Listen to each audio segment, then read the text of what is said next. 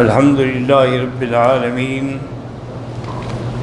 والصلاة والسلام على أشرف الأنبياء وسيد المرسلين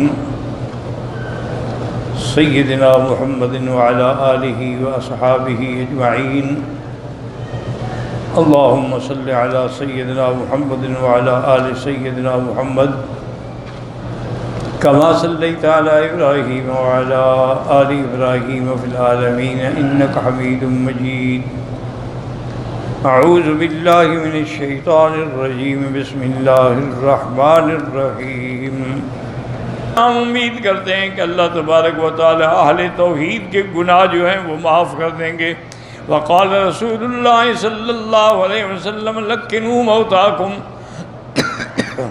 شہادت اللہ الہ الا اللہ فمن قالها عند موته وجبت له الجنہ۔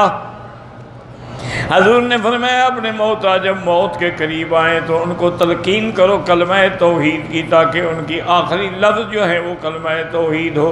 قاعدہ یہ ہے کہ ان کے ساتھ بیٹھ کے آپ کلمہ پڑھنا شروع کر دیں، ان کو نہ کہیں کہ کلمہ پڑھو، چونکہ بیماری ہے، موت ہے، ہو سکتا ہے کہ میں نہیں پڑھتا، اس لیے آپ پڑھیں گے جب تو اس کو خود بخود یاد آ جائے گا۔ آپ پڑھتے رہیں لا الہ الا اللہ، اور جب اس نے پڑھ لیا موت کے وقت میں تو اللہ تعالیٰ اس کے لیے جنت کو واجب فرما دیتی ہیں۔ وقالوا یا رسول اللہ من قالها فی صیحته قال تلک اوجب و اوجب۔ اور صحابہ نے پوچھا حضور اچھا اگر موت کے علاوہ وہ ویسے صحت و تندرستی میں بھی اللہ کی توحید کا اقرار کرنا تو اس کے لیے بھی جنت واجب ہے۔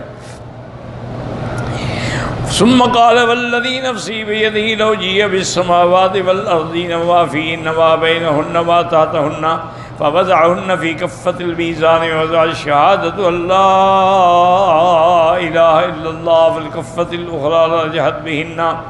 حضور پاک نے فرمایا مجھے قسم ہے اس ذات پاک کی جس کے قبضہ قدرت میں میری زندگی ہے، اگر سارے آسمان آئیں، زمینیں آئیں، ان کے درمیان جو کچھ ہے وہ سب آئے، ان کو قیامت والے دن میزان کے ایک پلڑے میں رکھا جائے اور ایک پلڑے میں کلمہ توحید ہو لا الہ الا اللہ، تو کلمہ توحید جو ہے وہ بھاری ہو جائے گا اور ساری چیزیں جو ہے اس سے بالکل حقیر ہو جائیں گی۔ ہاکذا رواه ابن جریر ویشهد له حدیث البطاقہ۔